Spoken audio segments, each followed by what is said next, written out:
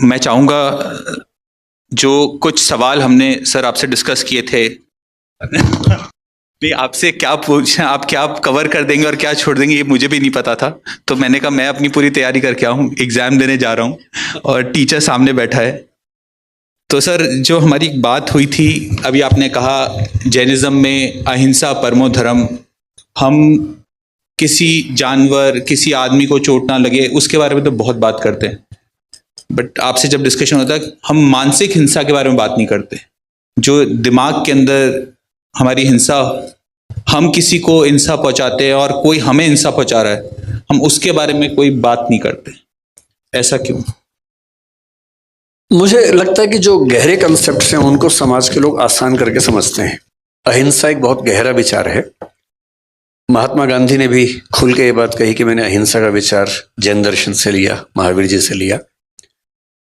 अहिंसा का मतलब ये बिल्कुल नहीं है कि आप किसी जानवर को नहीं मार रहे, आप नॉनवेज नहीं खा रहे, वो तो बहुत छोटी सी बात है, अहिंसा के समूह का छोटा सा हिस्सा है। अहिंसा की बात जब गहराई में होती है तो 3 तरह की बात होती है, एक मानसिक अहिंसा, वाचिक अहिंसा और कायिक अहिंसा। कायिक अहिंसा का मतलब है कि मैं अपने शरीर से, अपने हाथ से, पैर से किसी को चोट ना पहुंचाऊं, जो कि हम सब समझते हैं। वाचिक हिंसा का मतलब होता है, या वाचिक अहिंसा का मतलब होता है कि मैं अपनी वाणी से किसी को परेशान ना करूं। तो यदि मैं किसी को गाली दे रहा हूं तो वाचिक हिंसा है, सीधी सी बात है। दोस्तों के बीच में आपस में गालियां दे रहे हैं वो ठीक है, वो तो मनोरंजन की बात हो गई, लेकिन आप किसी को परेशान करने के लिए गाली दे रहे हैं, या किसी व्यक्ति का एक पैर ठीक नहीं है, आपने उसको लंगड़ा कहा, एक तो वो बेचारा पहले परेशान है, आपने उसको लंगड़ा कह के उसका पूरा दिन खराब कर दिया, उसको इतना बेचैन कर दिया, ये वाचिक हिंसा है। इससे तो अच्छा होता कि आप एक थप्पड़ मार लेते हो उसको, तो पूरा दिन तो खराब नहीं होता। पूरा दिन खराब किया, उसको एंजाइटी में डाल दिया, ये वाचिक हिंसा है। और उससे अगले स्तर की है मानसिक हिंसा। अगर आप अपने मन में किसी को दबाव डालते हैं या सोचते हैं कि मैं इसके साथ ऐसा कर दूं, ऐसा कर दूं, मसलन आपका बच्चा चाहता है कि मैं एक्स विषय पढ़ूं और आपने कहीं से सीखा हुआ कि ना इंजीनियर तो बना के मानूंगा तुझे मैं। आपने पहले मानसिक हिंसा की कि तुझे मेरे हिसाब से जीना है, ना कि अपने हिसाब से जीना है। अगर आप ऐसा सोच रहे हैं तो ये मानसिक हिंसा। मैं जानता हूं इस बात से आप में से कईयों को दिक्कत हो रही होगी, पर मैं तो सच ही बोलूंगा। अगर आपने मन में ठान लिया है कि कोई मेरे हिसाब से ही जिएगा, ये मानसिक हिंसा है।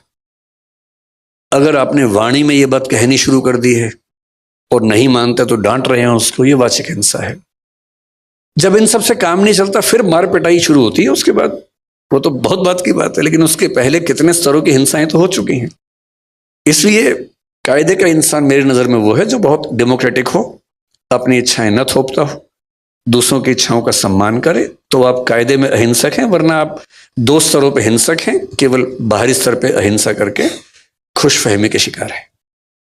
सर ये जो बात है कि हम अपने बच्चों की जो भी वो करना चाहते हैं, बट आज जो माँ बाप होते हैं वो संघर्षों से निकल के आए होते हैं, और जैन कम्युनिटी में स्पेशली जो फर्स्ट जनरेशन एंटरप्रेन्योर्स हैं जिन्होंने आज अपना बिजनेस बनाया, वो उन्होंने इतना एक्सपीरियंस गेन किया है। मेरे हिसाब से बस वो अपने बच्चे को शायद गरीब नहीं देखना चाहते, वो एक चाहते हैं कि वो एक सक्सेसफुल बन जाए, उसका नाम हो जाए समाज में, इसलिए उसको एक तरफ पुश भी करते हैं। तो क्या वो उसको हिंसा ना करते हुए उस तरफ कैसे पुश किया जाए? देखिए, जैन समाज में ये चिंता कि बच्चे गरीब ना हो जाएं, ये तो लाजमी चिंता है नहीं। जितना मैं समझता हूँ आपके समाज को, क्योंकि पूरे देश में कुल मिला के 44 से 46 लाख आबादी है। 44 लाख 2011 में थी, मैं अनुमान कर रहा हूँ कि 24 में वो 47 लाख के आसपास मैक्सिमम होगी, क्योंकि जैन समाज की ग्रोथ रेट भी सबसे कम है, 5% के आसपास डेकेडल ग्रोथ रेट है। तो 15 साल में 7% मान लीजिए, इससे हमारे 3 लाख और बढ़ गए होंगे, 47 लाख के आसपास होंगे लगभग। इतनी ही आबादी है, और ये भारत की नहीं दुनिया भर की बता रहा हूँ मैं, भारत तो है ही। और इतनी आबादी के पास जितने रिसोर्सेज हैं वो इतने हैं कि 10-20 करोड़ लोग भी पल जाएंगे आराम से, उसमें कोई चिंता वाली बात नहीं है। तो आप अगर ये कह रहे हैं कि हम चाहते हैं कि हमारे बच्चे गरीब ना हो, तो आप ऐसा तनाव मत लीजिए। मैं ये बात में ये बात मैं 2 वजहों से कह रहा हूं। मैंने आज तक जैन और सिख समाज में गरीब लोग नहीं देखे। मतलब ये देखा है कि कुछ लोग मध्य वर्ग में हैं, निम्न मध्य वर्ग में हैं, लेकिन कोई भीख मांगता हुआ जैन दिखेगा या सिख दिखेगा, ऐसा दुनिया में नहीं दिखता है। और ये बड़ी बात है। यहूदियों के साथ भी ऐसी बात है, नहीं दिखते हैं, तो ये बात है उनके बारे में। दूसरी बात और भी अच्छी है, बाकी समाजों में ये हो सकता है कि बाप ने खूब पैसा कमाया, माँ ने खूब पैसा कमाया और बाद में बच्चों ने उनको घर से बाहर निकाल दिया। आपके समाज में ये भी नहीं हो सकता, क्योंकि जैन समाज में उद्यम का मामला है और उद्यमियों को अच्छे से पता होता है कि पैसे की सेफ्टी कैसे करनी है। तो वो इतनी इन्वेस्टमेंट्स और सेविंग्स और वो सब करके रखते हैं कि बच्चा कितना भी नालायक हो, सड़क पे आना ही पड़े तो वो आएगा, हम तो नहीं आएंगे। अगर कभी हमारे परिवारों में ऐसा हो सकता है कि भाई माँ बाप ने नौकरी की, हम तो नौकरी वाले परिवारों से हैं, हमारे पूरे खानदान में मैं लगभग अकेला हूं जो उद्यमी है, बाकी सब नौकरी करने वाले लोग हैं। मैंने भी शुरू में नौकरी की थी। तो क्या होता है कि जिंदगी भर कमाते हैं, फिर एक घर बनता है, फिर बच्चा कहता है कि पेंशन के पैसे मुझे अपना उद्यम करना है या कुछ करना है। पेरेंट्स इमोशनल हो जाते हैं कि बच्चा ही तो है, उसको पैसे दे देते हैं। फिर 2, 4, 5 साल बाद नीयत बदल सकती है बच्चों की, फिर एक दिन घर से बाहर फिकवा देंगे पेरेंट्स को। ऐसा हो सकता है, जैसे हमने कुछ घटनाएं देखी। अब ये पेरेंट्स मूर्ख पेरेंट्स हैं, इन्होंने जिंदगी भर मेहनत करके घर बनाया, बच्चे को दे दिया, पेंशन के पैसे बच्चे को दे दिए, जो सेविंग्स थी बच्चे को दे दी। हर बच्चा उतना लायक थोड़ा ना, इतना संवेदनशील थोड़ा ना है। समझदार पेरेंट्स ऐसी भूल कभी नहीं करते हैं, और मुझे अच्छे से पता है कि आपके नहीं होता होगा। लेकिन तीसरी बात जो आपका सवाल था वो ये कि हम चाहते कि हमारे बच्चे अच्छा करें, नाम कमाए, तो कैसे पुश करें उनको। पुश करना कोई बुरी बात नहीं है। 18 साल तक के बच्चे को तो पुश करना लीगली भी ठीक है, और मॉरली तो जिंदगी भर आपका बच्चा तो बच्चा ही रहेगा, सीधी सी बात है। मैं सिर्फ इतना कह रहा हूं कि इम्पोज करने के बजाय अगर आप समझाएंगे तो वो आपका सम्मान भी करेगा, बुढ़ापे में साथ भी देगा, क्योंकि उसको पता है कि मेरी इच्छाओं का सम्मान किया गया था, तो वो आपकी इच्छाओं का सम्मान करेगा। आजकल कई देशों में क्या होता है, पनिशमेंट्स नहीं है। जैसे हमारे देश में तो मार पिटाई हो जाती है, स्कूलों में अब कम हो गई है। हमारी पीढ़ी आखिरी है जो खूब पिटी स्कूल में, आप भी शायद पिटाई होंगे ना। हाँ, अब आपके बच्चे नहीं पिट रहे होंगे, क्योंकि आजकल दिल्ली में और बड़े शहरों में ये कंसेप्ट आ गया है कि स्कूल में पिटाई नहीं करनी है। हाँ, माँ बाप भी नहीं चाहते कि बच्चे पिटे, और वैसे भी स्कूलों में भी ये विचार आजकल प्रबल है। अच्छा, टीचर से आप पूछे, टीचर्स बोलते हैं कि बच्चे बिना पिटे मानते ही नहीं है। सच बात क्या है, बच्चों को पनिशमेंट देना जरूरी है, लेकिन पनिशमेंट के 1000 तरीके हैं। मैं पिछले साल अमेरिका में 2 यूनिवर्सिटीज में मुझे बुलाया गया था बोलने के लिए, मिशिगन और येल में। तो वहां गया, तो वहां के कुछ पेरेंट्स से मिलना हुआ। मैंने उनसे पूछा कि मैंने कहा, जैसे हमारा बच्चा बहुत छांटा हो तो मेका तो लगाई देते हैं कभी कभी उसको, आप कैसे हैंडल करते हैं? बच्चे तो वहां भी ऐसे ही होते हैं। उन्होंने क्या किया कि सॉफ्ट पनिशमेंट्स निकाल ली हैं। जैसे कोई बच्चा क्लास में नहीं पढ़ रहा, उसको लिखने से बड़ी दिक्कत है, तो पनिशमेंट ये है कि वो 10 पेज लिखेगा, कोई मार पिटाई नहीं होगी, 10 पेज लिखने हैं उसको। कोई बच्चा बहुत बातूनी है, बहुत बात कर रहा, नहीं मान रहा, उसकी पनिशमेंट क्या है? अगले 4 घंटे तक वो अकेला बैठेगा, किसी से बात नहीं करेगा। उसके लिए वही इतनी बड़ी पनिशमेंट हो जाती है कि 4 घंटे चुप बैठना है। तो उसके बाद फिर वो कंट्रोल में आता है। 10 पेज लिखने हैं तो कंट्रोल में आता है। और उस पनिशमेंट से क्या हुआ? फायदा हो गया, लिखना भी सीख गया। तो जो मैं कह रहा हूं, बच्चों को पुश करना ठीक है, मोटिवेट करना ठीक है, परसुएट करना ठीक है, समझाना ठीक है। कोई बच्चा कहे कि मैं तो पापा राइटर बनना चाहता हूँ, सीए नहीं बनना चाहता, समझाइए उसको। और बच्चे बड़े समझदार होते हैं, उनको बस दोनों पक्ष समझाने होते हैं। आप 4 अच्छे सीए से मिलवा दीजिए, 4 अच्छे राइटर से मिलवा दीजिए, और जब उनसे मिलकर सारी बातें समझेंगे तो उनको खुद समझ में आएगा कि मेरे लिए क्या सही बात। और मैंने देखा है कि 90% से ऊपर मामलों में ठीक परसुएशन मिल जाए, ठीक से समझा दिया जाए, तो बच्चे समझ जाते हैं। और फिर वो उनको सेंस ऑफ ऑनरशिप होती है कि ये फैसला मैंने पूरे होशो हवास में खुद लिया था, मैं इसके लिए जिम्मेदार हूं।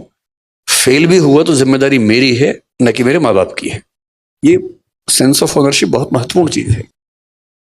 सर, सेंस ऑफ ओनरशिप जो आज बात करते हैं, आज के पेरेंट्स, हमारी जनरेशन तो ऐसे रही है कि ऊपर भी पिटी और अब नीचे भी पिट रही है। तो लेकिन जो आज के पेरेंट्स हैं, पहले का तरीका था कि बच्चे को हमेशा कड़ाई में रखो, बट आज के पेरेंट्स का ये हो गया कि जो हमें नहीं मिला वो हमारे बच्चों को मिलना चाहिए, और बच्चों को सब कुछ मिलता है जो उनके विकास के लिए ज़रूरी है, बट इतना कुछ मिल जाता है वो डिस्ट्रैक्ट हो जाते हैं। वो एक उस पर उनको उस चीज़ का नहीं मिलता कि मेरे को ये सब कुछ मिल रहा है, और वो फोकस कैसे बच्चों के लिए। क्योंकि एक कवि है जिसने, मैं उसकी कुछ पंक्तियां यहाँ पे बोलना चाहूँगा। लोहा जितना तपता है उतनी ही ताकत भरता है, सोने को जितनी आग लगे वो उतना प्रखर निकलता है, सूरज जैसा बनना है तो सूरज जैसा जलना होगा, नदियों सा आदर पाना है तो पर्वत छोड़ निकलना होगा।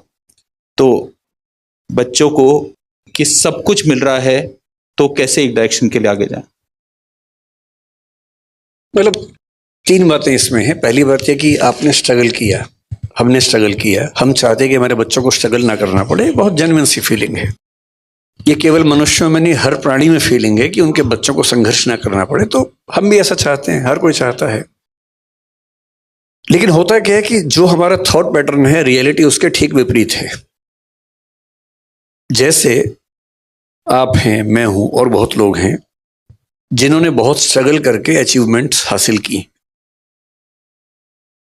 जब अपने बच्चों को सुविधाएं देते हैं, उनका लॉजिक क्या होता है कि बेटा हम तो लाइट भी नहीं आती थी, टेबल लैंप जलाते थे। टेबल क्या, वो जो डिबरी वाला होता था, ऑयल वाला जो लैंप होता था, लालटेन जलाते थे, उससे पढ़ते थे। तुम्हें तो एसी, पंखा, कूलर सब कुछ मिला हुआ है, इतने बढ़िया लाइट्स मिली हुई हैं, लाइट भी नहीं जाती है, जनरेटर भी लगा हुआ है। बेटा एक तो हमारे पुरानी पीढ़ी में सब पेरेंट्स का स्कूल नदी के उस पार ही था। हमारा स्कूल तो नदी के उस पार था। मैं परेशान हूं कि सारे स्कूल नदी के उस पार थे, तो लोग इस पार क्यों रहते थे? उसी पार रह लेते। पर सभी के पिताजी नदी के उस पार पढ़ते थे, और नदी पे पुल भी नहीं होता था। नदी पैदल पार करते थे, 10 मील दूर चल के जाते थे, फिर स्कूल में स्ट्रगल होती थी। ये हम सब ने सुना है। लेकिन उनके बच्चों को सुविधाएं बेहतर मिली, हमारे बच्चों को और मिल रही हैं। लेकिन जो सही लॉजिक है वो क्या है? कोई व्यक्ति इतना महान इसलिए बना, इतना अच्छा इसलिए बना कि उसने स्ट्रगल की थी। क्योंकि स्ट्रगल करने से उसके अंदर जो स्मार्टनेस आती है, उसके बिना आ ही नहीं सकता। थॉमस एडिसन को स्कूल के लोगों ने कहा कि ये पागल बच्चा है, हम नहीं झेल पाएंगे इसको, स्कूल से निकाल दिया उसको। उसकी माँ बड़ी समझदार थी, तो बच्चे को माँ लेके आई घर। बच्चे ने पूछा, मम्मी मैं स्कूल नहीं जाऊंगा कल से? तो बोली, हाँ बेटा, क्यों? तो उसने कहा, प्रिंसिपल कह रहे थे कि बाकी बच्चे तुम्हारे साथ चल नहीं पाएंगे। बात तो सही बोली, पर दूसरे तरीके से बोली। घर में पढ़ाया, 12 साल की उम्र में उसको सेल्समैन बना दिया। 14 साल की उम्र में वो टेलीकॉम ऑपरेटर बना पहली बार। जिज्ञासा पैदा हुई, रिसर्च करने लगा। करते करते उसने 20-25 की उम्र में, जिसको हम फोनोग्राफ कहते हैं, उसका आविष्कार किया। और वो आदमी जिसको स्कूल ने पागल कह के, मेंटली रिटार्डेड कह के निकाला था, 1078 पेटेंट उसके नाम पे हैं। ये वो बच्चा था, क्योंकि उसको स्ट्रगल मिली। जिसको स्ट्रगल नहीं मिलेगी, कोई खास तीर नहीं मार पाएगा। सही बात है। इसलिए अगर आप चाहेंगे आपके बच्चों को सारी सुविधाएं मिले, तो एवरेज लोग बनेंगे, बहुत खतरनाक किस्म के लोग बनेंगे, इस पर के चांसेस कम है। तो तरीका ये है कि सुविधाएं दें, थोड़ा सा लिमिट करें, और कोशिश करें कि किसी एक मामले में फायर उनके अंदर पैदा हो। किसी एक मामले में उनको 10 ऑप्शन दीजिए कि भाई तुम्हें खेलना है तो 4 दिन ये खेल खेल के देखो, क्रिकेट खेल के देखो, फुटबॉल खेल के देखो। जिस खेल में उनका एप्टीट्यूड ठीक से काम करे, उनका मन भी लग जाए, उसमें आगे बढ़ाइए। जिस दिन आपके बच्चे को कोई फील्ड मिलेगी जहां उसका मन कर जाएगा, फिर ये चीज बीच में नहीं आएगी कि सुविधाएं हैं तो बच्चे आगे नहीं बढ़ रहे, फिर बढ़ेंगे। उनको इंटरेस्ट वैसा डेवलप होना चाहिए।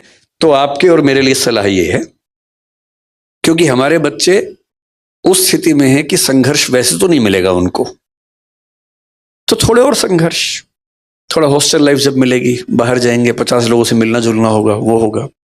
एक ऐसी फील्ड चुनवा दीजिए जो उनके इंटरेस्ट की हो, और उसमें उनका मन करे कि मैं कमाल कर दूं, तो फिर आप पाएंगे वो सारे सिम्टम्स दिखेंगे जो हमें अभी नहीं दिख रहे। एक इसमें आखिरी छोटी सी बात मैं आप सबसे रिक्वेस्ट करूंगा देखिए, मेरा एक बेटा है, एक बिटिया है, जो मतलब हमारे भाई साहब की बेटी है, हमारे साथ रहती है। दोनों बच्चे 17 साल के भी हैं, 18 के होने वाले हैं। एकदम सामान्य बच्चे हैं, पढ़ने में भी सामान्य हैं, हर चीज में सामान्य है। ज्यादा स्ट्रेस लेना नहीं है, साधारणता को एंजॉय करना है। हर बच्चा महान नहीं बन सकता। और एक बात और ध्यान रखनी है, जब तक स्पार्क ना हो आप कुछ बड़ा नहीं कर सकते। और स्पार्क हर व्यक्ति के जीवन में अलग अलग टाइम पे आता है। विवेकानंद जब तक रामकृष्ण परमहंस से नहीं मिले थे, वो स्पार्क नहीं आया था। वहां जाके स्पार्क आया, तब वो महान बने। महावीर स्वामी 30 की उम्र में घर से निकले और उसके बाद 12 साल तपस्या की उन्होंने। भगवान बुद्ध 28 की उम्र में घर से निकले। आप पाएंगे जितने महान लोग हैं, लगभग 28 से 35 के बीच की एज में वो महानता के पहले बिंदु पर पहुंचते हैं। और हम 13 साल में, 14 साल में उम्मीद करें कि बच्चा कमाल कर दे। उस स्पार्क का वेट कीजिए, चिंगारी कभी तो लगेगी। वो चिंगारी जब लगेगी कमाल हो जाएगा, आप चिंता मत कीजिए। चिंगारी का इंतजार कीजिए, चिंगारी का माहौल बनाइए, घास फूस इकट्ठा करते रहिए ताकि चिंगारी आए तो आग लग जाए। बस हमारा उतना ही काम है। आपने थॉमस एडिसन का कहा कि वो सेल्समैन बना। सेल्समैन तो आप भी बने थे, आपने कैलकुलेटर बेचे। तो जब जिंदगी का आपका वो पड़ाव आया, जब आप डाउन एंड डस्टेड थे, तो वहां से कैसे उठे? मैं 16.5 की उम्र में DU में पढ़ने आया था और घर में कुछ ऐसी दुर्घटनाएं हुई कि मुझे 17.25 साल की उम्र से नौकरी करनी शुरू करनी पड़ी। जैन समाज में शायद ये सामान्य बात है, 15-16 साल में बच्चा गल्ले पे बैठ ही जाता है आपके समाज में। मैंने सुना है कि ऐसी ट्रेनिंग होती है और ये ट्रेनिंग का बड़ा अच्छा तरीका है। क्योंकि जब मैंने पहली बार एक जैन को ये बात बताई, बोला हमारे तो होता ही, इसमें क्या खास बात है। तो मैंने कहा हमारे नहीं होता भाई, हमारे लिए तो ये अलग बात थी। तो मैंने करीब 17 साल की उम्र में सेल्समैन की नौकरी की, कैलकुलेटर्स बेचता था उन दिनों। अच्छा टाइम था, खूब दुत्कारा जाता था। आप किसी को बेचने जा रहे हैं, वो खरीदने के मूड में नहीं है, आपका टारगेट है नौकरी बचाने के लिए, आप पूरी ताकत लगाएंगे, खरीद ही लो भाई। वो नहीं खरीद रहा है, खराब से बोल भी देगा, गालियां भी सुनेंगे ही आप। पर उसके बिना मजा भी तो नहीं जिंदगी में, थोड़ा वो झेलना जरूरी है। तो मैं बहुत खुश हूं इस बात से। मेरे पेरेंट्स दुखी रहे लंबे समय तक कि जो तुम्हारा करियर बनने का समय था, हमने तुम्हें उस समय स्ट्रगल में डाल दिया। अब तो मेरी माँ नहीं है, 6 साल पहले उनका देहांत हो गया। पर मैंने उनसे हमेशा ये बात कही कि आपको अंदाजा नहीं है कि आपने क्या किया मेरे लिए। अगर आप भी मुझे सारी सुविधाएं देते तो मैं भी एक सामान्य जीवन जी रहा होता। स्ट्रगल्स दी तो उससे चीजें बहुत बेहतर हो गई। तो मैं तो बहुत शुक्रगुजार हूं अपने पेरेंट्स का कि स्ट्रगल्स दी उन्होंने। हो सके तो थोड़ा बहुत हम भी दें स्ट्रगल्स, और उससे अच्छा रहता है। आपने माँ का अपना नाम लिया। मेरा एक क्वेश्चन अब नेक्स्ट इमोशंस को लेके है, और स्वतः यहाँ पे बहुत जेंट्स बैठे हैं, उनके लेके है। लेडीज फिर भी अपना इमोशंस कहीं ना कहीं निकाल देती है, बट हम जेंट्स एक उम्र के आने के बाद अपना इमोशंस दिखा नहीं पाते। हमें हमेशा बचपन से सिखाया जाता है कि अपने इमोशंस कुछ भी हो आपको छुपा के चलने हैं लाइफ में। इसके बारे में आप क्या बोलना चाहें? लगभग पूरी दुनिया में ऐसा है, कुछ समाजों को छोड़कर। कुछ समाज ऐसे हैं जहां पुरुष खूब रोते हैं, उनका रोना अच्छी बात मानी जाती है, कोई दिक्कत ही नहीं है। महिलाएं रो रही हैं, पुरुष भी रो रहे हैं साथ साथ, कोई दिक्कत ही नहीं है उनको। आपको हंसी आ रही है क्योंकि आप इस समाज से हैं, उनको हंसी भी नहीं आती इस बात पे क्योंकि उनके समाज में नॉर्मल बात है। कुछ ट्राइबल सोसाइटीज हैं ऐसी, जो सो कॉल्ड सिविलाइज सोसाइटीज है, जैसे हम सभ्य समाज है। ये सभ्य समाज दरअसल मूर्ख समाज है। ये अपनी बेसिक टेंडेंसी से बहुत दूर निकल गए हैं और बोलते हैं कि हम सभ्य हैं। बहुत सारी ट्राइबल सोसाइटीज हमसे बहुत एडवांस हैं कई मामलों में। तो सभ्य समाज में अगर बहुत पीछे जाएं तो जब सभ्यता शुरू हो रही थी, खतरे बहुत ज्यादा थे आसपास। अब जब खतरे बहुत ज्यादा हों, लोग शिकार करते थे। बहुत कम समाजों के पास ये सुविधा थी कि वो कंद मूल खा के जिंदा रह सकें। भारत एक ऐसा अच्छा उदाहरण है। अच्छा, जैन समाज आप देखेंगे, जैन समाज मुख्य रूप से भारत में ही है, पश्चिमी देशों में नहीं है, क्योंकि उतनी सर्दी में आप केवल शाकाहार और दिगंबर परंपरा के साथ नहीं रह सकते, तो इसलिए जैन समाज आपको वहां नहीं दिखता है। रेतीले देशों में, मिडिल ईस्ट में जैन समाज नहीं है, क्योंकि वहां शाकाहार से काम नहीं चलता है। तो शाकाहारी समाज जिसकी जिद है कि हम शुद्ध शाकाहारी, जो आलू तक नहीं खाएंगे, जो अभी कई चीजों की बात चल रही थी हमारी कि हम अदरक भी नहीं खाएंगे, हम हल्दी भी, जो हरी हल्दी नहीं खाते हैं, हम शक्कर जो और जिमिकंद वो नहीं खाएंगे। हम इस लेवल तक जब शाकाहार को लेकर चलेंगे तो सीधी सी बात है, आप उसी देश में रह पाएंगे जहां सारी ऋतुएं होंगी और अच्छी खेती होगी। वो दुनिया में बहुत कम देशों में होता था। ग्रीनलैंड में जैन समाज नहीं चल सकता, सीधी सी बात है, क्योंकि वहां संभव नहीं है सब चीजें। तो अधिकांश समाजों में पुरुषों ने शिकार किया जिंदा रहने के लिए। महिलाएं गर्भवती होती थी, उस समय तो कॉन्ट्रासेप्टिव्स भी नहीं थे, बार बार गर्भ होता था। 13-14 की उम्र से 35, 36, 38 की उम्र तक लगातार एक बच्चा हुआ, फिर दूसरा हुआ, क्योंकि 20 होंगे तो 2 बचेंगे, 18 मर जाएंगे। तो महिलाएं लगातार मां बन रही हैं और बच्चे पाल रही हैं। पुरुष की जिम्मेदारी है कि बाहर जाके कुछ लाना है खाने को, शिकार करना है। शिकार करने गए हैं तो शिकार हो जाने का खतरा भी है, सीधी सी बात है। तो उस समय के पुरुषों की जो परवरिश हुई वो ये थी कि उनको बहुत साहसी होना है, लड़ाकू बनना है। और जो बहुत लड़ाकू है वो रोता वो ठीक नहीं लगता है। इसलिए उन समाजों ने एक नियम बनाया कि लड़के रोएंगे नहीं। मन में तो आएगा इमोशन, रोना नहीं, दबा लेना है। और ये होते होते पीढ़ी दर पीढ़ी एक ऐसी नॉर्म बन गई कि लड़कों का रोना कमजोरी का लक्षण बन गया। अब तो घरों में क्या है, 2 साल का लड़का भी रोए तो क्या बोलते हैं मम्मी और पापा, तो लड़की है, तो बेटी है। और उसको इसमें 2 बात समझ में आती है, एक तो एक ही गलत है, दूसरा लड़की होना लड़का होने से खराब बात है। क्योंकि कोई लड़का रोए और आप कहें तो लड़की है, इस पे अंडरस्टूड है कि लड़की होना खराब बात है, लड़का होना अच्छी बात है। और धीरे धीरे लड़के सोचते हैं अच्छा मैं खास हूं, मुझे रोना नहीं है, रुलाना है। और फिर वो जिंदगी भर रोता नहीं है। और जितना नहीं, रुलाती महिलाएं भी कम नहीं है वैसे, वो तो मैंने मजाक में कहा, रुलाने वाला काम तो दोनों करते हैं। लेकिन लड़कों की मजबूरी है कि उनको समाज में ठीक दिखने के लिए अपने इमोशंस को बहुत मारना पड़ता है। अब जैसे समाज में इसकी जरूरत नहीं है, अब कौन सा भाला लेके शिकार करने जा रहे हैं, अब तो पुलिस है, सेना है, सब चीजें हैं। अब समय आ गया कि रेक्टिफिकेशन ऑफ इमोशंस हो और रोते हुए पुरुषों का सम्मान किया जाए। अब आपको फिर हंसी आ गई, देखिए इस बात पर। जब तक ये हंसी आती रहेगी मामला ठीक नहीं होगा। जिस दिन पुरुष के रोने पर हंसी आनी बंद हो जाएगी उस दिन मामला ठीक हो जाएगा। इसलिए आपका बेटा रोए, टोंट मत कीजिएगा, बस सिर पे हाथ रखना है, कंधे पे हाथ रखना है, रो ले आपके साथ। और हो सके तो साथ में खुद भी रो लेना है, 2 आंसू निकाल देने हैं। बेशक अकेले में ले जाओ उसको, दोनों बाप बेटा रोए साथ साथ, रो लीजिए। मैं वो गारंटी से कह रहा हूं, जितना हल्का उस दिन महसूस करेंगे उतना कभी नहीं करेंगे। सर आप बहुत बहुत बच्चों की इंस्पिरेशन है, बहुत बच्चे आपसे पढ़ते हैं, बट आपकी इंस्पिरेशन कौन है? कभी सोचा नहीं इस तरह से लेकिन हाँ, अगर मैं थोड़ा, मेरे पिताजी मेरी इंस्पिरेशन हैं, माँ भी हैं, अलग अलग वजहों से। पिताजी बड़े मस्तों वाला टाइप के आदमी हैं, इसलिए हैं। माँ बहुत पूरा परिवार कैसे संभाल के रखूं उस नेचर की थी, तो उस वजह से है। बाकी अगर मैं देखूं तो इतिहास में जाऊं तो बहुत सारे फिलोसफर्स, बहुत सारे सोशल थिंकर्स हैं। महावीर जी भी एक हैं, डॉक्टर अंबेडकर जिनके भवन में आज हम बैठे हैं वो भी हैं, महात्मा गांधी भी हैं। मैं इंस्पिरेशन तुरंत ले लेता हूं जैसे मिलती है। जैसे प्राची नाम की बच्ची ने एक अच्छा काम किया, मैं तभी इंस्पायर हो गया उसी से। मैं तो ढूंढता रहता हूँ, कोई कुछ भी अच्छा करे मैं तुरंत इंस्पायर हो जाता हूँ।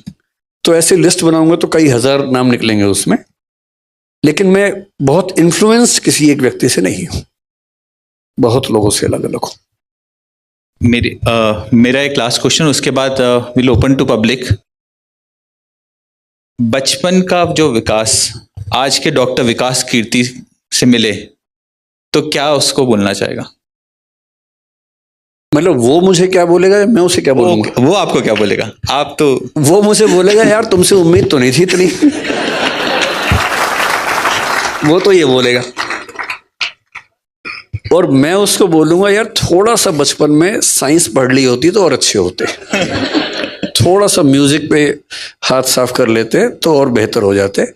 मेरे जो रिग्रेट्स हैं उसमें ये है कि मैंने स्कूल में साइंस ठीक से नहीं पढ़ा, और म्यूजिक मेरे पेरेंट्स ने खूब कोशिश की सिखाने की, पर मैंने सीखा नहीं। तो मुझे लगता है कि वो दो चीजें मैं अब कर रहा हूँ, अब करूंगा। अभी कौन सा समय खत्म हो गया, अभी तो है समय। तो मैं, इंस्पिरेशन की बात हुई, मेरा अभी लेटेस्ट जो नए दोस्त बने उनमें एक दोस्त आमिर खान, जो फिल्म सितारे हैं, बड़े अच्छे दोस्त बन गए मेरे। कुछ दिन पहले हम लोग साथ बैठे थे, उन्होंने बड़ी सुंदर बात बताई। उनकी उम्र 59 साल अभी हुई है, 14 मार्च को उनका जन्मदिन था। मैं उस दिन वहीं उनके घर पे था।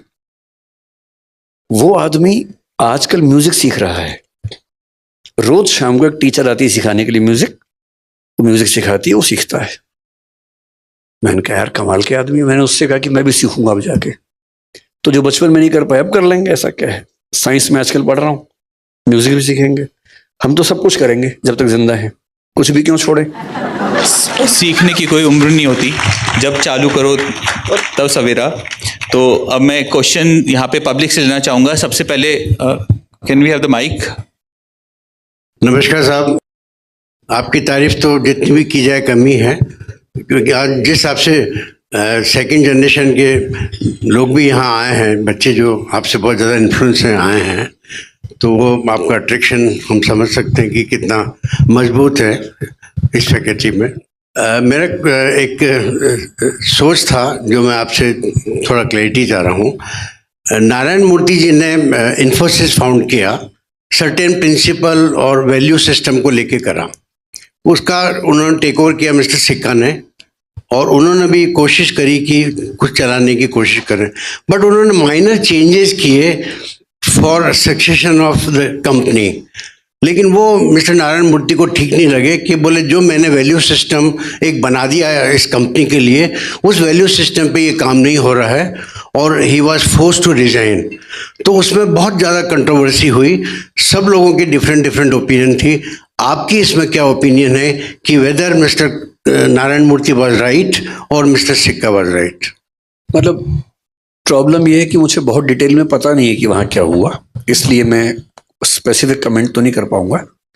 अगर वो वैल्यू सिस्टम मुझे पता हो और डेविएशन क्या हुआ तो मैं बता पाऊंगा। पर मुझे ये ज़रूर लगता है कि अगर कोई कंपनी किसी बेसिक वैल्यू सिस्टम पे बनी है और उसका प्रमोटर अभी भी उसका मेजर शेयर होल्डर अगर है, तो उसकी अप्रोच को तो मानना लाजमी बात है। और मेरा अपना मानना यह है, जैसे एक व्यक्ति का व्यक्तित्व होता है वैसे कंपनी का भी होता है, जिसको हम ब्रांड कहते हैं। और अगर कोई कंपनी अपने ब्रांड इमेज से, अपने वैल्यू सिस्टम से दूर जाएगी, तो नज़दीक में दिखे ना दिखे दूर जाके नुकसान उसका होगा ज़रूर। तो यही चीज़ तो रोज़ फैमिली में होती है साहब। पेरेंट ने एक वैल्यू सिस्टम बना दिया, बेटा उस वैल्यू सिस्टम को नहीं करना चाह रहा, वो अपना डिविएट कर रहा है। तो यही तो जो आपने पेरेंटिंग बताया, उसमें यही तो आज इशू हो रहा है कि भाई मैंने एक एथिक्स बना दिए, एक मॉरल वैल्यूज बना दी, बट वो आज की जनरेशन के हिसाब से उनको लगता है कि नहीं, चेंज आना चाहिए।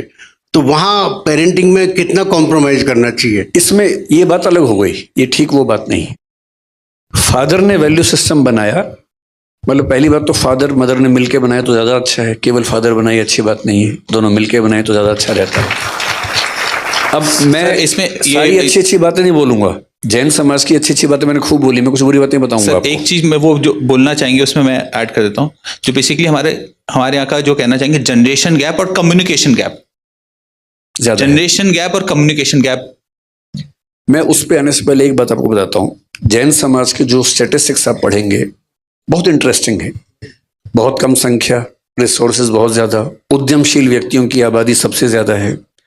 पर कैपिटा इनकम में जैन समाज भारत का सबसे अग्रणी समाज है। पढ़े लिखे लोगों में 94% से ऊपर जैन लोग हैं, जो भारत के किसी भी धर्म से ज्यादा है। ये बात भी सही है। दो और फैक्ट्स हैं। एक पॉपुलेशन होती है कार्यशील जनसंख्या, वर्किंग पॉपुलेशन। वर्किंग पॉपुलेशन में पुरुषों में जैन समाज भारत के किसी भी धर्म से आगे है। और महिलाओं की वर्किंग पॉपुलेशन में परसेंटेज में जैन समाज भारत में सबसे पीछे है। इधर भी टॉप पे है, उधर भी टॉप पे है। और हमें अपने समाज को समझने के लिए केवल तारीफ नहीं सुननी है, ये भी देखना है कि हम कहाँ पीछे हैं। तो मैं जो कहना चाह रहा हूं, परिवार का वैल्यू सिस्टम पहली बात तो केवल पुरुष क्यों बनाए, पुरुष महिला मिलकर बनाए, अपने बच्चों को समझाएं, सिखाएं। जो डाउट है, एक शब्द वैल्यू है, एक नॉर्म है। डाउट वैल्यूज पे नहीं आता है, डाउट नॉर्म्स पे आता है। आपने कहा कि बेटा अहिंसा एक मूल्य है, बच्चे ने कहा ठीक है पापा अहिंसा एक मूल्य है, लेकिन उस अहिंसा को फॉलो करने के लिए आपने जो तरीके बनाए वो नॉर्म है, वो वैल्यू नहीं है, वो नॉर्म है। जैसे आप कह सकते हैं कि हम सूर्यास्त के बाद भोजन नहीं करेंगे क्योंकि कोई कीड़ा आ सकता है, मुंह में जा सकता है, जो प्राचीन काल में होता था। लेकिन एक पीढ़ी कभी आके बोलेगी अपने पेरेंट्स से कि पापा उस समय लाइट नहीं थी, अब तो लाइट है, ट्यूबलाइट जला के हम देख सकते हैं कि कोई कीड़ा नहीं आया। तो जिस समय नियम बना और आज के समय में क्या अहिंसा के मूल्य पर रहते हुए भी हम थोड़ा सा लेट नहीं खा सकते हैं? मूल्य तो वही है, नॉर्म चेंज हुई। फिर मान लीजिए कल को जो समस्या आएगी हमारे परिवारों में, मैं शाकाहारी व्यक्ति हूं, मेरे परिवार में सब लोग शाकाहारी नहीं है क्योंकि अपनी अपनी चॉइसेस हैं। मैं शाकाहारी हूं और मरते दम तक शाकाहारी रहूंगा क्योंकि मेरी चॉइस वही है। कल को मान लीजिए कि शाकाहारी परिवारों में कोई बच्चा ये कह दे कि पापा मैं तो अमेरिका में रहता हूं, मेरे सब दोस्त नॉनवेज खाते हैं, मैं नॉनवेज तो नहीं खाऊंगा क्योंकि मैं अपने परिवार के मूल्यों का सम्मान करता हूं। पर बायोटेक्नोलॉजी की मदद से आजकल आपको शायद पता भी होगा, वेज चिकन आ गया है। वेज चिकन, उसमें कुछ नॉन वेज नहीं है, वेजिटेरियन चीजों को मिला के चिकन जैसा बना दिया है, टेस्ट भी चिकन जैसा है। अब कल को हमारे परिवारों में जब कोई बच्चा ये कहेगा कि मैं वो खाना चाहता हूं, तो फिर सवाल उठेगा कि ये वैल्यू की लड़ाई है या नॉर्म की लड़ाई है। मेरा मानना यह है कि हर पीढ़ी को यह समझना पड़ेगा कि अगली पीढ़ी के समय चीजें बदल जाती हैं।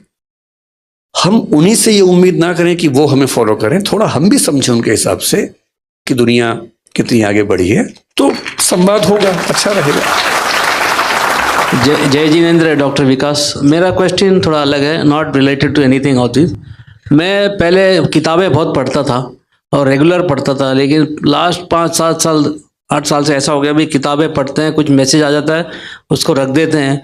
तो बुक्स को वापस बेटर वे में पढ़ने का कोई तरीका आप बताओ, क्योंकि आप इतना पढ़ते हो, इतना सब कुछ करते हो। कि मेरे पास किंडल भी है, लैपटॉप में भी किंडल है, सब जगह है, लेकिन वो नहीं कर सकता। फिजिकल बुक से कैसे पढ़ें प्रॉपरली?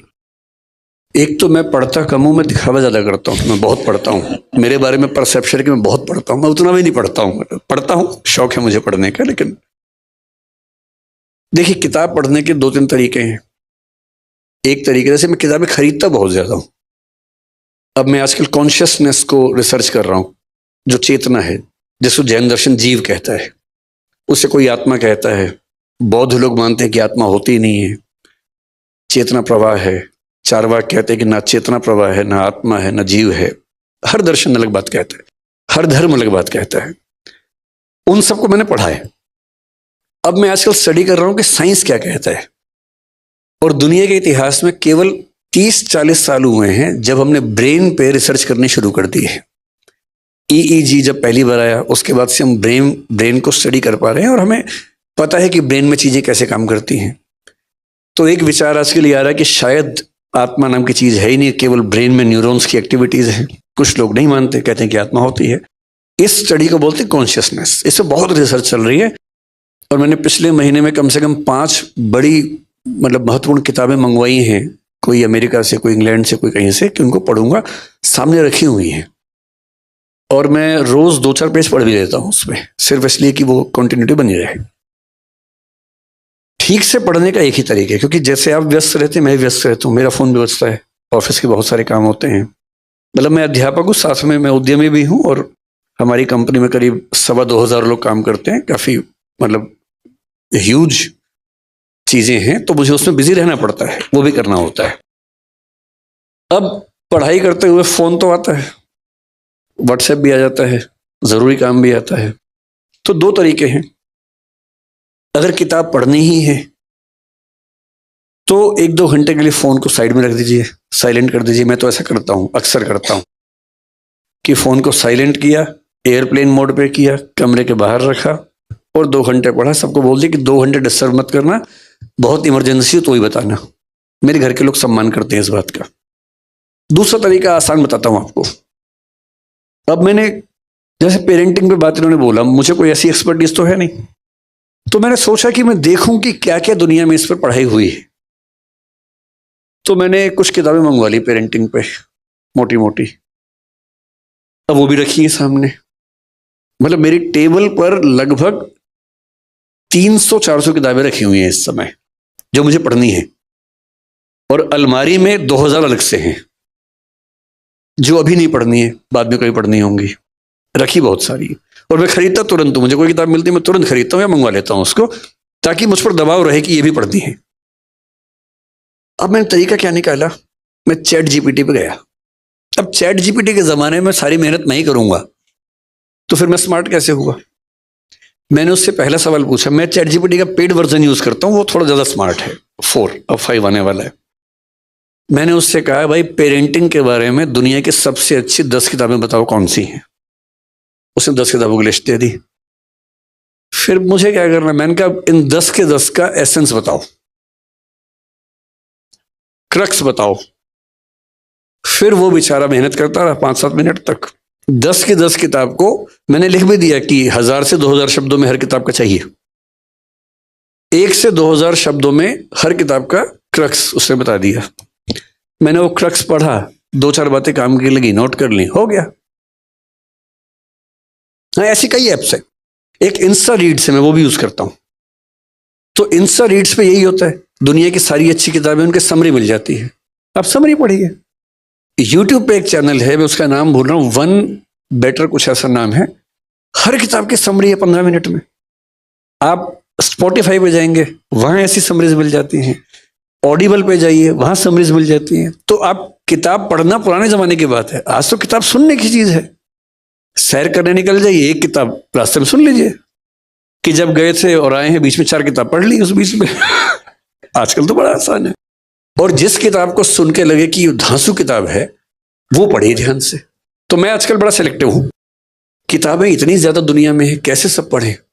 तो मेरा तरीका, अब जैसे जैनिज्म पर मुझे बात करने का मन था बीच में। ओशो जैन समाज से थे, उनका मतलब चंद्रमोहन जैन नाम था उनका। वो आप लोग 13पंथी 20पंथी स्थानकवासी मूर्ति पूजक कम्युनिटीज में हैं। वो दिगंबर जैन में 13पंथी 20पंथी के अलावा एक और कम्युनिटी है जिसका नाम तरणपंथी है। आप में से कितने लोग जानते हैं मुझे नहीं पता, उसका नाम बहुत कम लोग जानते हैं। तरणपंथी, उसके आचार्य थे तरण तारण नाम के।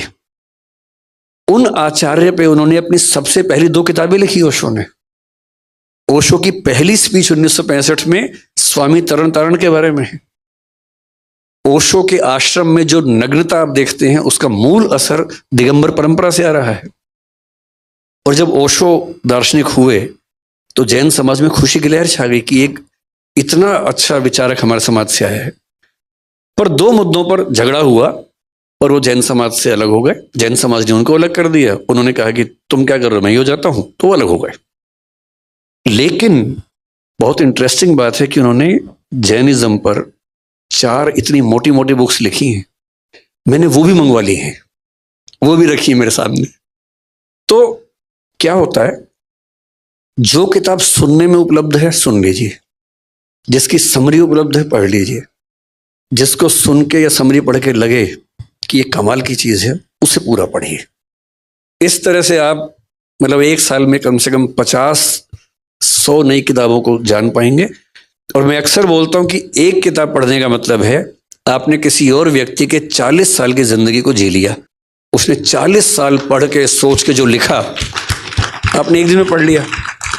तो हमारी शारीरिक आयु जैसे मेरी 50 साल है, हमारी सांस्कृतिक आयु 5 लाख साल है हम सबकी। पिछले 5 लाख साल में इंसान ने जो जो सीखा, शिफ्ट करता गया, ट्रांसफर करता गया, वो सब हमें मिल गया, मुफ्त में मिल गया। और जिसने हर साल 100 किताब पढ़ ली है, सुन ली, 40 मान लें एक को, तो हर साल 4000 साल का हो रहा है वो आदमी, विजडम में, समझदारी में। तो किताब सुनिए, पढ़िए, समरी पढ़िए। विकास सर, आपने सबसे पहले कहा कि हमको बच्चों में खुशी ढूंढनी चाहिए जी, हर चीज के अंदर में खुशी होनी चाहिए। आज का बच्चा अपने दुखों से दुखी नहीं है, पड़ोसी के सुखों से दुखी है। कंपटीशन में मेरे पास मारुति है, तकलीफ नहीं है, उसके पास में ओडी है, तो वो अपनी मारुति छोटी लगती है। अपने पास साधारण पेन है, उसके पास बहुत ब्रांडेड पेन है, तो उसको खुशी कैसे दी जाए? कहाँ उसको सेटिस्फाई किया जाए कि वो अपने दुख, कोई दुख नहीं है, अपना दुख नहीं है, लेकिन दूसरों का जो ज़्यादा सुख है वो उसके दुखों का कारण बन रहा है, इसलिए वो खुश नहीं है। और हमेशा आदमी भविष्य के लिए सोचता है, भविष्य पाता है पता नहीं, वर्तमान भविष्य के लिए खो देता है, और भविष्य आता कब है यह पता नहीं। 80 साल में भी वो भविष्य के लिए काम कर रहा है, वो भविष्य कब आएगा उसमें इंसान फंसा हुआ है। इसके बारे में आपका क्या चिंतन है? सर, पहली जो बात है, दो बातें हैं। पहली बात आपने कहा कि आज के बच्चे लास्ट दूसरों के सुख से दुखी हैं। दरअसल ये बात जितनी बच्चों पर लागू होती है उतनी हम पे भी लागू होती है। ये बात तो हर पीढ़ी के लिए है। तो ऐसा नहीं कि बच्चे ही दूसरों के सुखों से दुखी हैं, हम लोग भी होते हैं। पर बच्चे गहराई में समझ नहीं पाते क्योंकि वो छोटे हैं, उनका भी विचार करने का कौशल उतना नहीं है। 30-35 की उम्र के बाद धीरे धीरे हम समझने लगते हैं कि जो है उसमें खुश होना सीखो, हर चीज नहीं मिल सकती है। तो मेरे ख्याल से बच्चों को समय दीजिए, समय आएगा तो वो इन बातों को समझेंगे कि हर चीज जीवन में नहीं मिलती है।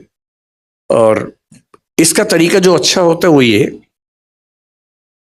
आपके समाज में उतनी दिक्कत नहीं होगी क्योंकि धन की उतनी दिक्कत नहीं है, लेकिन जिन परिवारों में होती है उनका तरीका ये होता है कि मान लीजिए आपका बच्चा कहे कि मुझे एप्पल का फोन चाहिए, और फादर की इनकम बेचारे की महीने की 50,000, 60,000, 70,000 रुपए है, एप्पल का फोन कैसे दे?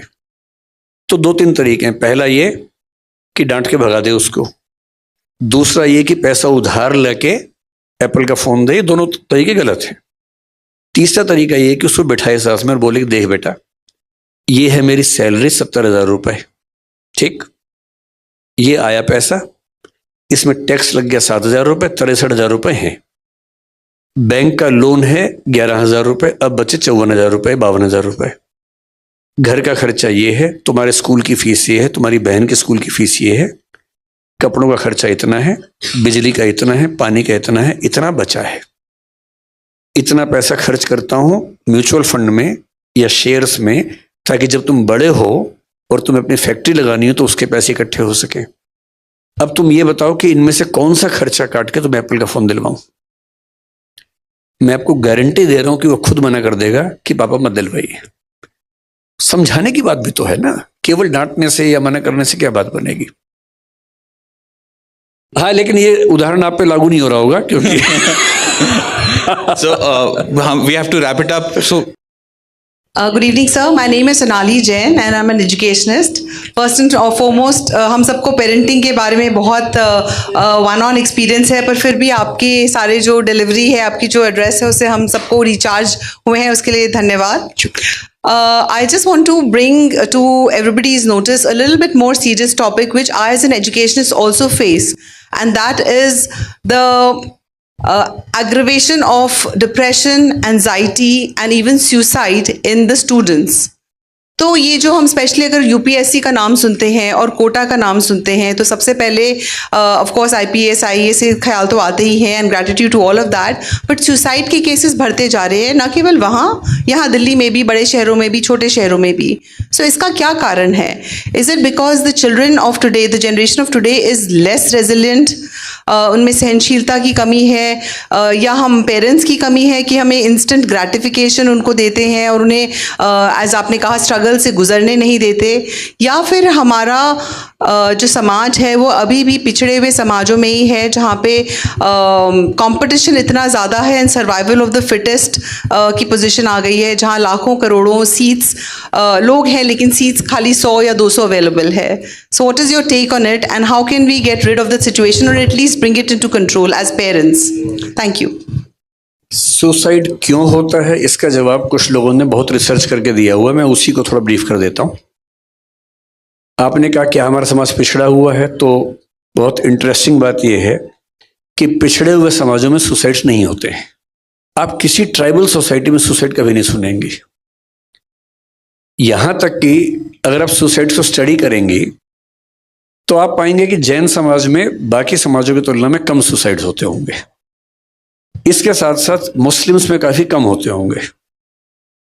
एक मैक्स वेबर नाम के बहुत प्रसिद्ध सोशियोलॉजिस्ट हुए, उन्होंने स्टडी किया, सॉरी एमाइल डरखाइम ने किया, 26,000 सुसाइड केसेस को स्टडी किया निष्कर्ष निकालने के लिए कि सुसाइड क्यों होता है। और इंटरेस्टिंग बात है, जो जजमेंट था उसमें एक ये था कि दबाव रहे तो सुसाइड कम होता है, ना रहे तो ज्यादा होता है। जो फैमिली में है, बेशक फैमिली ठीक ना हो तो सुसाइड होने की संभावना कम है, अकेला है तो ज्यादा है, प्रोटेस्टेंट है तो ज्यादा संभावना है, कैथोलिक है तो कम संभावना है। ऐसे कई उन्होंने रिजल्ट्स निकाले। तो ज्यादा क्यों होते हैं सुसाइड? इसकी बड़ी वजह यह है कि जब बच्चे अपने घरों से दूर होते हैं, परिवार से इमोशनल बॉन्डिंग उतनी नहीं होती है, अच्छे दोस्त नहीं होते, कंपटीशन ज्यादा है, जिसकी दुनिया में रिश्ते नहीं हैं, जिसकी दुनिया में अच्छे दोस्त दो चार नहीं हैं, जिसकी अपने पेरेंट्स के साथ अनकंडीशनल बॉन्डिंग नहीं है, वहां ये खतरा ज्यादा होता है। इसलिए कुछ लोग कहते हैं कि माँ बाप की भूमिका क्या है। उनमें से एक को, आमतौर पे माँ को अनकंडीशनल लव देना चाहिए और एक को, आमतौर पे पिता को, कंडीशनल लव देना चाहिए।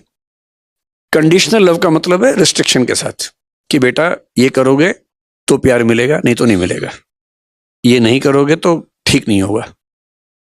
बच्चा कुछ कर दे तो उसको प्यार किया, शाबाशी दी, सब कुछ दे, ताकि बच्चे को ये आदत हो कि सब चीजें मुफ्त में नहीं है, मुझे भी कुछ परफॉर्म करना होगा। और माँ की तरफ से उसको ये भरोसा हो कि कुछ भी बिगड़ जाए ये तो है ही मेरे साथ।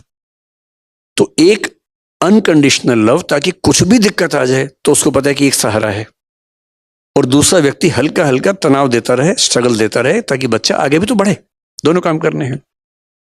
मैं दावे से कह रहा हूं कि जिन घरों में बच्चे और माँ बाप ठीक से बात कर लेते हैं वहां सुसाइड नहीं होते। जिस बच्चे के साथ दो बढ़िया दोस्त हैं वहां सुसाइड कभी नहीं होगा। एक वीडियो कोरोना में बहुत पॉपुलर हुआ था, आपने भी देखा होगा व्हाट्सएप पे। मैं चाहता हूं कि कभी ऐसा मेरे परिवार में हो, हालांकि चांस कम लग रहा है मुझे। क्या वीडियो है? एक सिख फैमिली है, पिता बीमार है, बिस्तर पे लेटा हुआ हॉस्पिटल में।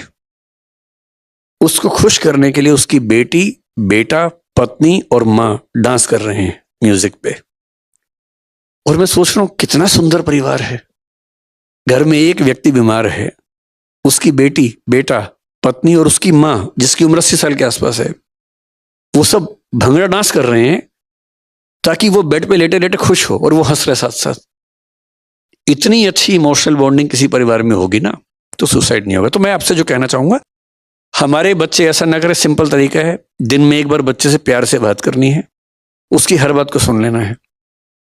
अगर आपका बच्चा अपनी खराब से खराब बात आपको बता पा रहा है और आप बिना जजमेंटल हुए कह पा रहे हैं बेटा इस उम्र में होता है, ध्यान रखना, कोई बात नहीं, हमारे साथ भी हुआ था, ठीक हो जाता है, डरना मत, हम तो है ही ना साथ में, चिंता मत करना, कभी कुछ नहीं होगा।